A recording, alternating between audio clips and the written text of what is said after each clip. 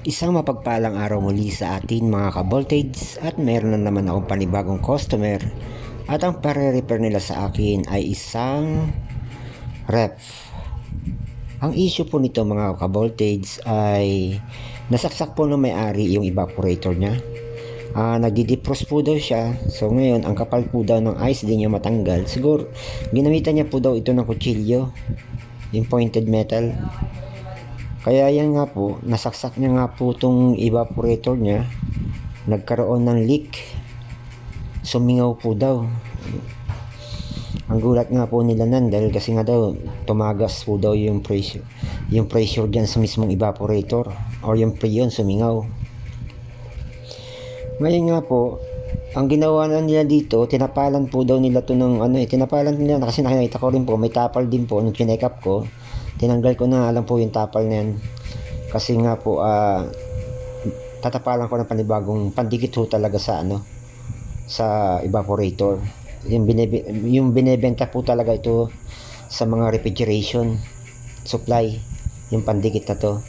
Yung sa kanila kasi, ang tinapal nila, epoxy din po. So, ganun nga po, yan, dinikitan ko nga po siya ng panibagong pandikit, yung pandikit po talaga sa mga nabubutas na evaporator. Pero yung iba naman nito hinihinang po, pero sa akin para mas po siya, ginawa ko yung pandikit lang po kasi tumatagal naman din po yan siya. Mas maganda lang po ang pagkadikit nyo at pagkahinang, pagkainit. Siya nga pala, ang ginawa po dito ng customer ko, hindi tinapalan daw nila to, pero bago nila natapalan to, pina-under pa po daw nila to uma-under pa po.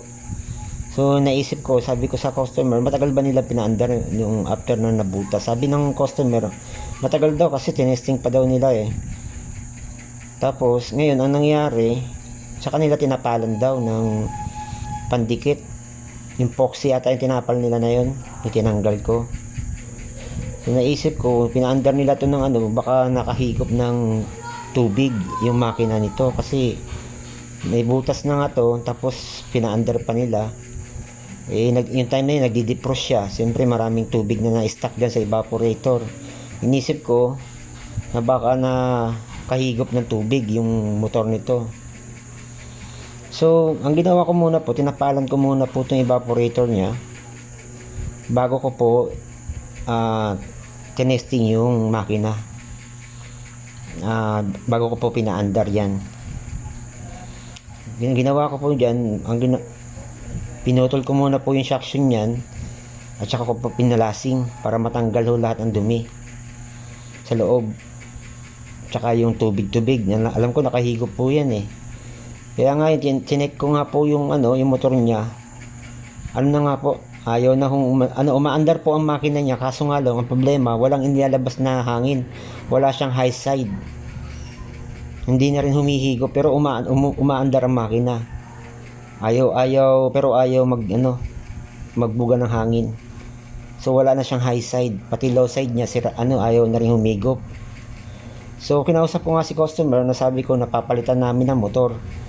Sabi niya wala bang mga kung makamura-mura daw. Sabi ko meron naman, mga second hand na motor. At iyan na nga po, kinapitan ko po na ng second hand na motor. Kasi nga nasira ho yung motor nila dahil nakahigop ng tubig. So mga ka-voltage, pag halimbawa po may mga issue po kayo na ganito na ref na pag nasaksak at nabutas ang evaporator, huwag nyo na hong isaksak para hindi na hong makahigop ng tubig or para hindi hong makahigop sila ng tubig kasi delikado po yun. Pag pumunta sa makina, sigurado loss compression na masisira ho dyan sa sa makina nyo or masi-shorted po ang winding. So ayan na nga po yun, yung dati niya makina kabila, pinalitan ko po siya. So after po nan, nilagyan ko na po siya ng na-plasing ko na po yan, at saka yan nag-vacuum na rin po ako. Thereafter po ng pagka-vacuum ko, ayan na nga ho, naglagay na ako ng flue para makatulong po doon sa evaporator niya na matanggal-tanggal yung mga langis sa loob ng evaporator.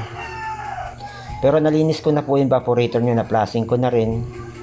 Kaya okay na ho yung evaporator niyan.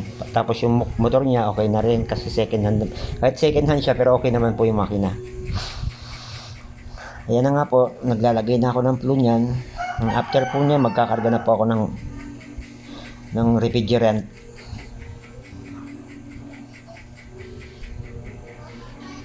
So mga ka-voltage, yun po ang tandaan niyo po palagi kung sakali pong meron po kayong mga rep na ang issue ay nasaksak ho, nabutas yung evaporator.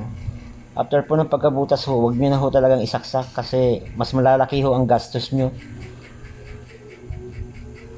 Mas maganda yung nabutas na, huwag nyo na ho isaksak siya. Para kung ipaparepair nyo siya, hindi na ho masyadong malaki ang magagastos nyo. Yan na po, sinasarado ko na po yung daanan ng flue. Pinasukan ko ng konting pressure para umakyat yung flue sa evaporator niya. Ayan, karga ko nga po dyan ay 9 PSI lang po. Naglalaro lang po sa 9. Maliit lang naman po kasi ang rep na to na one door. So mga ka-voltage, huwag niyo po kalimutan muli paki-like and share, paki-follow po ang page ko para updated po kayo sa lahat ng content o video na ipopost ko. Yan, okay na po yan siya, malakas na po siya mag-ice. Maraming salamat po mga ka-voltage and God bless po muli sa ating lahat.